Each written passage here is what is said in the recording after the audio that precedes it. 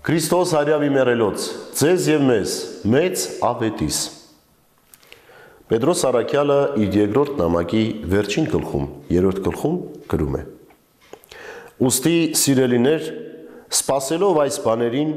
ջանք թափեք, որ նա գտնի ձեզ անբիծ և անարատ խաղաղության մեջ, և մեր Տիրոջ համբերատարությունը փրկություն համարեք, ինչպես մեր սիրելի եղբայր Պողոսն էլ գրեց ձեզ ըստ իրեն շնորհված իմաստության, և ինչպես իր բոլոր նամակներում խոսում է դրանց մասին, դրանց մեջ կան ինչ-ինչ դժվար իմաց բաներ, որ անուծներն ու տատանվողները ծուռ են մեկնում, նրանք այդպես էլ մեկնում են նաև ամբողջ Սուրբ Գիրքը, իրենց անձերի կորստյան համար։ Ուստի դուք սիրելիներ, իբրև նախապես իմացողներ, զգուշացեք, որ անառակ մոլորությամբ տարված չկորցնեք ձեր վստահությունը, աճեք մեր Տիրոջ և Փրկչի Հիսուս Քրիստոսի շնորհով և գիտությամբ, նրան փառք, թե այժմ և թե մինչև հավիտյան օրը ամեն։ Սիրելիներ, համբերատարությունը Տիրոջ ձեր համար փրկություն համարեք։ Լսել եք, երբեմն մարդիկ ասում են, շուտ Քրիստոս գա, այս ինչ է կատարվում աշխարհում, ամեն բան կործանվում է, ինչքան կարելի է անարդարությունը տանել։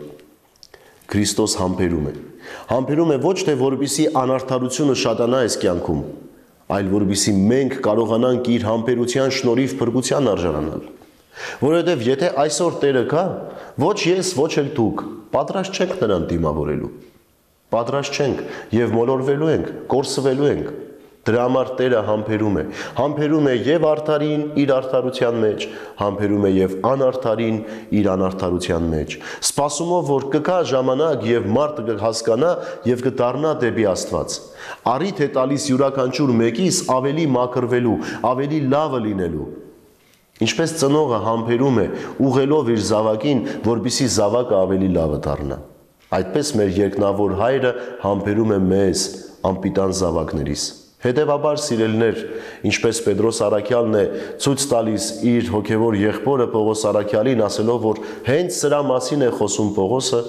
հենց սրա մասին այսօր խոսում ենք մենք բոլորս օրվա խորհրդի շուրջ, որ Տերը համբերում է, եւ պետք չէ չարաշահել Տիրոջ համբերությունը, այլ պետք է օգտագործել ճիշտ սեփական անձի փրկությունը գտնելու համար։ Ուրեմն դուք էլ, ես էլ, եկեք այսօր կենտրոնանանք այս իրողության վրա։ Հասկանանք, որ Տերը մեզ համբերում է, եւ եթե համբերում է, ուրեմն մեզ տալիս է ժամանակ շտկվելու։ Հետևաբար այդ ժամանակի մեջ ինչպես պիտի շտկվենք, յուրաքանչյուր մեկս ինքներս գիտենք։ Ազատվենք մեր տկարություններից, մեր թերություններից, մեր մեղքերից, ազատվենք այն բոլոր երևույթներից, որոնք մեզ խանգարում են Աստծուն սիրելու եւ Աստծո հետ լինելու։ Եվ այդ համբերությունը իսկապես կծառայի նպատակին, որովհետև դրանով մենք գտնելու ենք Տիրոջ հավիտենական կյանքը։ Քրիստոս հարյավի մեռելոց, ձեզ և մեզ,